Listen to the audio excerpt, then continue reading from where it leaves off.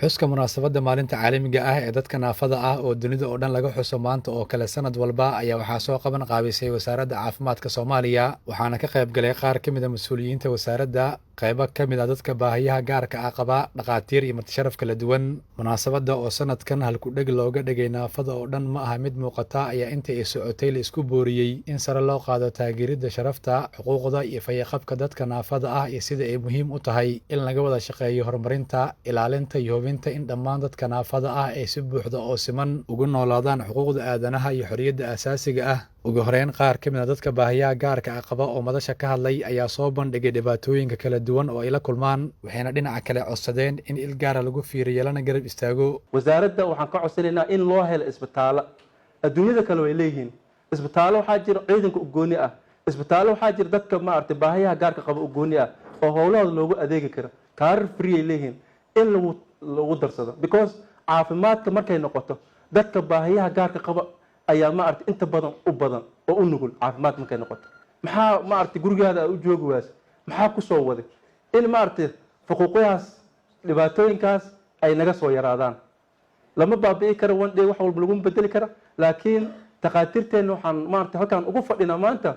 oo gabar gaaban ugu fadhinaa inay arrimahaas wacyigelinta qayb ay ku darsadaan naafanimada cid ay la dhalato ma jirto waxaa la dhahay ma og tahay curyaankuba caga looma waayina caynkaa wax loo yiri kuwa carareyeeladan inay ku cimro qaataan waayo ilaahay naceeb uu anaga noo qabo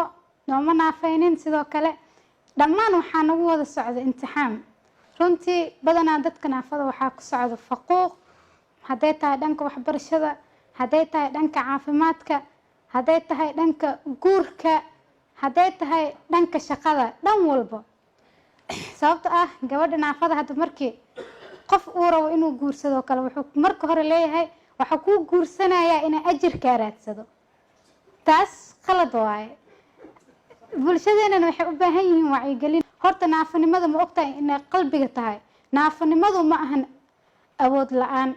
qalbiga naafa laga noqdaa maanta wax dhan ma qaban kartid aad dhahdo naafaad tahay laakiin haddii aad wax baratay bulshada aad wax tari karto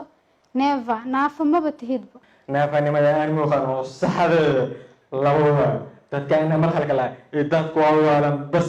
inta kale naafanimada muuqataa istaag waa mahal weyn qofka socdo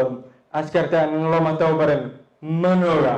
qof laakiin qof jiisa haduu socdo xabad ku maridaayo qof in doolaana haduu socdo xabad ku maridaayo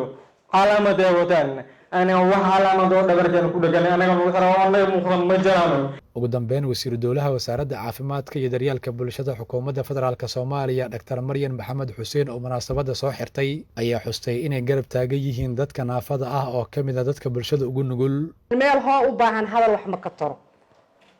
runta maanta maxay tahay inaan wax ka bedelno annaga saan kuma sii fiirsan karno walaalaheen waa inaan sameynaa maanta wixii ka dambeeyo buug aan diyaarino buugaas oo aan u qaybin doono hadduu ilaahay yidhaahdo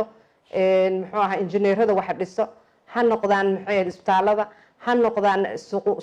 dukaamada ama meelaha maxay ahayd hoteelada si ay u heli karaan access ugu yeelan karaan meel kastana ay u geli karaan wasaaradda caafimaad ahaan waxaan idiin sheegaynaa free inay tahay isbitaalada annaga gacanta aan ku hayno kuwa bareebadyadana madaxiina aan ugu yeerayno oo aan leenahay discountiga codsateen in la sameeyo waxaa aad iyo aad loogu soo celiyay faquuqa dhinaca waxbarashada ilaahay idinkiis waxaan ku dadaalaynaa in muxuu ahaa faquuqaas uusan dhicin wacyigelin aan sameyno wasaaradda caafimaadka xabiib axmed cali warbaahinta qaranka muqdisho